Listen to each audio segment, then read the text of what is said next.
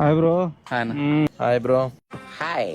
Next match ఎన్ని balls లో ఎన్ని కొడతావు, ఎంత కొడతావు? ఫస్ట్ మ్యాచ్ ఫీల్డింగ్ మస్తు చేసినావు, మెడల్ వచ్చింది, వేసుకొని తిరుగుతలేవు, ఇదేదో ఇనుముది వేసుకుంటున్నావు. నువ్వు వచ్చే వరకు ఒలింపిక్ జ్యోతిని పట్టుకున్నట్టు ఇలా పట్టుకుని నిలబడినా.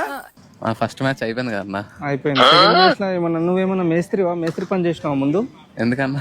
అంటే బాగా కడుతున్నావు ఇన్నింగ్స్ నువ్వు. సెకండ్ మ్యాచ్ లో నువ్వేం మంచి ఇన్నింగ్స్ ఆడినావా లేదా? వికెట్లు పడ్డాక అంటే నాకు క్రికెట్ తెలియదు అనుకుంటున్నావు నువ్వు. గుడ్డు తెలుసా నీకు? ఎక్కువ బాల్ ఆడాలన్నా ఎక్కువ రన్లు కొట్టాలన్నా? ఇప్పుడు ఇంకా తక్కువ వాళ్ళు ఇంకా ఎక్కువ రన్లు కొట్టాలి. రన్లు కొట్టాలి. చూద్దాం ఈ మ్యాచ్ కొట్టకపోతే. ఫీల్డింగ్ అయితే బాగా చేయి, అన్ని మెడల్ తీసుకో, మనం కోటిలో పోయి అమ్ముకుందాం. సరే అన్న. మోస్ట్ ఎంటర్టైన్మెంట్ ఫీల్ అవుతున్నాడు. నేను నెక్స్ట్ మ్యాచ్ ముందు మ్యాచ్ 30 balls 30 కొట్టా కనుక నెక్స్ట్ మ్యాచ్ 30 balls 50 కొడతా. 30 balls 50 పక్కన.